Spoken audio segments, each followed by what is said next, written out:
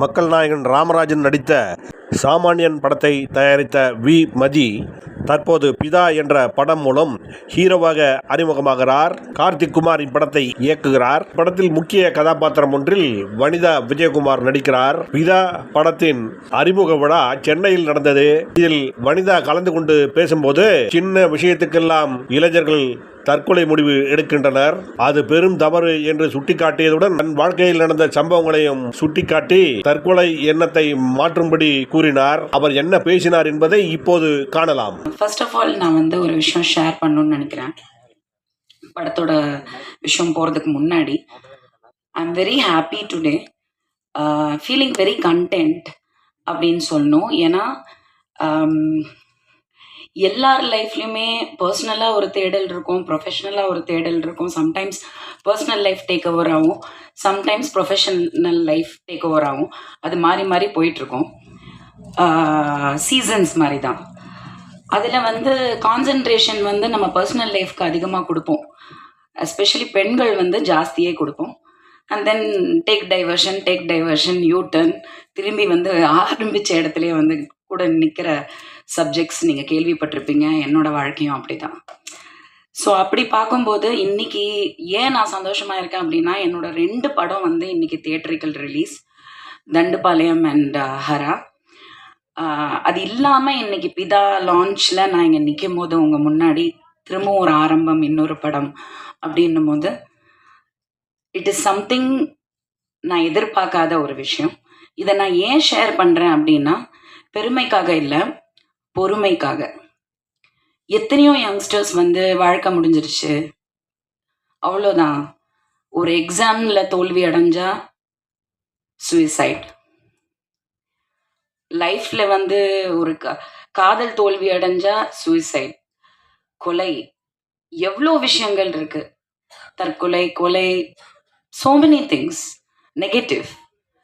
But அதெல்லாம் தாண்டி ஒரு வெற்றி இருக்கு, அதெல்லாம் தாண்டி ஒரு ஹோப் அப்படிங்கிறது இருக்கு லைஃப்பில். அது நம்ம பிளான் பண்ண தேவையில்லை, எதிர்பார்க்க தேவையில்லை, ஜஸ்ட் கீப் கோயிங். விடாமுயற்சி, விடாமல் போயிட்டே இருங்க. தினமும் எந்திரிங்க, உங்கள் வேலையை செய்யுங்க, நல்லதே செய்யுங்க. கண்டிப்பாக there is a light at the end of the tunnel. அதை சொல்லணும்னு நான் ஆசைப்பட்டேன். இல்லைன்னா நான் இந்த மாதிரி இன்னைக்கு இந்த லான்ச்சில் Charan sir, we have a personal connection. அவர், அப்புறம் லக்ஷ்மி ராமகிருஷ்ணா மேடம், இவங்கெல்லாம் வருவாங்க. அப்புறம் சோபனா ஆங்கர் பண்ணுவாங்க. பெரிய வெற்றிங்க. எனிவே, கம்மிங் டு பிதா, கார்த்திக் எனக்கு ஃபர்ஸ்ட் தம்பி கூப்பிட்டதே அக்கான்னு தான் சொல்லி ஃபோன் பண்ணி கூப்பிட்டாரு.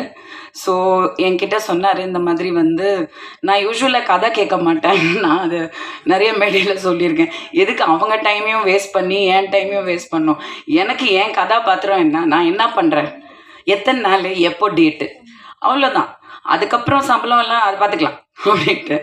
ஸோ அந்த மாதிரி ஒரு இதில் தான் பிதா வந்தது. I really like something different. And prosthetic makeup பற்றி, எனக்கு மேக்கப்னா ரொம்ப பிடிக்கும், because I have also studied it. And of course எல்லாருக்குமே, ஒரு ஆர்டிஸ்டாக இருக்கிற எல்லாருக்குமே ஏதாவது ஒன்று டிஃப்ரெண்ட்டாக பண்ணணும், நம்மளால் முடிஞ்சது ஒன்று ட்ரையல் பண்ணணும் அப்படிலாம் நினைப்போம். This is my second film with prosthetic makeup. அதில் இது ரொம்ப அவர் எக்ஸ்பிளைன் பண்ணும்போது எனக்கு பெருசாக தெரியல. நான் பாட்டுக்கு போயிட்டேன், செட்டுக்கு போயிட்டு பீட்சாலாம் ஆர்டர் பண்ணிட்டு சாப்பிட வேண்டியில்லை.